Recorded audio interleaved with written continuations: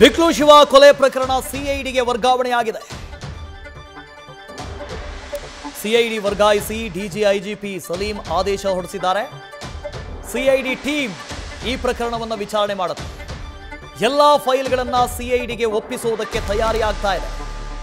ಪ್ರಕರಣದಲ್ಲಿ ಇದುವರೆಗೆ 14 ಆರೋಪಿಗಳನ್ನು ಬಂಧನ ಮಾಡಲಾಗಿದೆ. A1 ಮಿಸ್ಸಿಂಗ್ ಕೇಸ್ನಲ್ಲಿ A5 ಆಗಿರುವಂತಹ ಭೈರತಿ ಬಸವರಾಜ್ಗೆ ಈಗ ಢವಢವ ಶುರುವಾಗಿದೆ.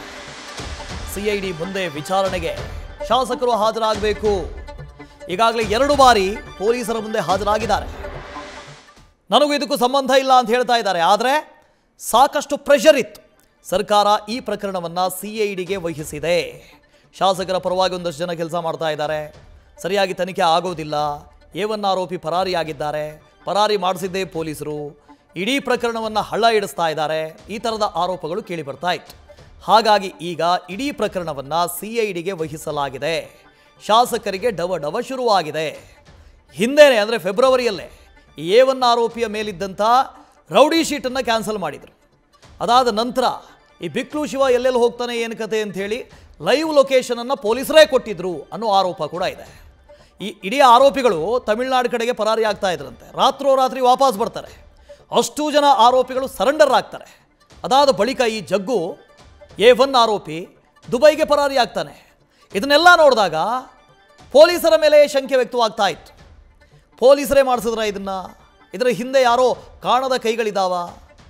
ಜೊತೆಗೆ A5 ಆರೋಪಿ ಶಾಸಕರೇ ಅಂತ ಹೇಳಲಾಗ್ತಾ ಇದೆ. ಶಾಸಕರು ಈ ಹಿಂದೆಯೂ ಕೂಡ ಈ ಬಿಕ್ಲು ಶಿವನನ್ನು ಕೊಲೆ ಮಾಡ್ತೀನಿ ಅಂಥೇಳಿ ಧಮಕಿ ಹಾಕಿದರು. ಜಗ್ಗುನ ಮೂಲಕ ಕೊಲೆ ಮಾಡಿಸ್ತೀನಿ ಅಂತ ಹೇಳಿದರು. ಈ ಥರದ ಆರೋಪಗಳೆಲ್ಲವೂ ಕೇಳಿಬಂತು. ಹಾಗಾಗಿ ಈಗ ಇಡೀ ಪ್ರಕರಣವನ್ನು ಸಿಐಡಿಗೆ ವಹಿಸಲಾಗಿದೆ.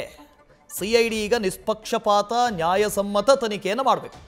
ಏನಾಗಿದೆ ಏನಾಗಿಲ್ಲ ಸತ್ಯಾಸತ್ಯತೆಯನ್ನು ತೆರೆದಿಡುವಂಥ ಕೆಲಸವನ್ನು ಮಾಡಬೇಕು. ಯಾಕೆ ಅಂದರೆ ಇದು ಭಾಳ ಇಂಪಾರ್ಟೆಂಟ್. ಕಾನೂನು ಸುವ್ಯವಸ್ಥೆಯ ಮೇಲೆ ಜನಪ್ರತಿನಿಧಿಗಳು ಪ್ರಭಾವ ಬೀರ್ತಾರೆ ಅಂತ ಹೇಳಿದ್ರೆ ಜನಸಾಮಾನ್ಯರಿಗೆ ಪೊಲೀಸಿಂಗ್ನ ಬಗ್ಗೆ ಎಲ್ಲಿಂದ ಬಂತು? ಗೌರವ ಎಲ್ಲಿಂದ ಬಂತು? ನಂಬಿಕೆ ಎಲ್ಲಿಂದ ಬಂತು? ಜನಸಾಮಾನ್ಯರಿಗೆ ಒಂದು ಪೊಲೀಸರು, ಇಂಥ ಶಾಸಕರುಗಳಿಗೆ ಜನಪ್ರತಿನಿಧಿಗಳಿಗೆ ಇವರಿಗೆ ಒಂದು ಪೊಲೀಸರು, ಕಾನೂನು.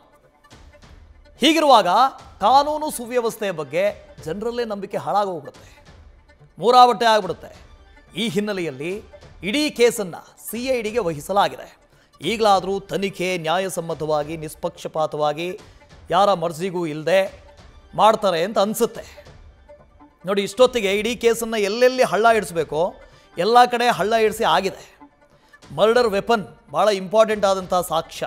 ಆ ಸಾಕ್ಷ್ಯವನ್ನು ಕೆರೆಗೆಸ್ತಿದ್ದಾರೆ. ಬಟ್ಟೆಯನ್ನು ಸುಟ್ಟು ಹಾಕಿದ್ದಾರೆ. ಇಂಥವರೇ ಕೊಲೆ ಮಾಡಿದ್ದಾರೆ ಅಂತ ಹೇಳೋದಕ್ಕೆ ಯಾವ ಸಾಕ್ಷಿನೂ ಇಲ್ಲ. ಇಲ್ಲಿ ಬೇಕಾಗಿರೋದು ಶಾಸಕರ ಅಣತಿಯ ಮೇರೆಗೆ ಈ ಕೊಲೆ ಆಗಿದೆ ಅನ್ನೋ ಆರೋಪ ಇದೆ. A1 ಆರೋಪಿ ಜಗ್ಗು ಹಾಗೂ A5 ಆರೋಪಿ ಆಗಿರುವಂಥ ಇಲ್ಲಿ ಶಾಸಕರು ಭೈರತಿ ಬಸವರಾಜ್ ಇವರ ಮಧ್ಯೆ ನೇರಾನೇರ ಸಂಬಂಧ ಇದೆ, ಬಹಳ ಹತ್ತಿರದ ಸಂಬಂಧ ಇದೆ ಅನ್ನೋ ಆರೋಪ ಕೂಡ ಇದೆ. ಸೊ ಸಿಐಡಿ ಇದರ ಬಗ್ಗೆ ತನಿಖೆ ಮಾಡಬೇಕು. ನ್ಯೂಸ್ ಫಸ್ಟ್ ನಿರ್ಭೀತಿಯಿಂದ ನಿಮ್ಮ ಪರವಾಗಿ.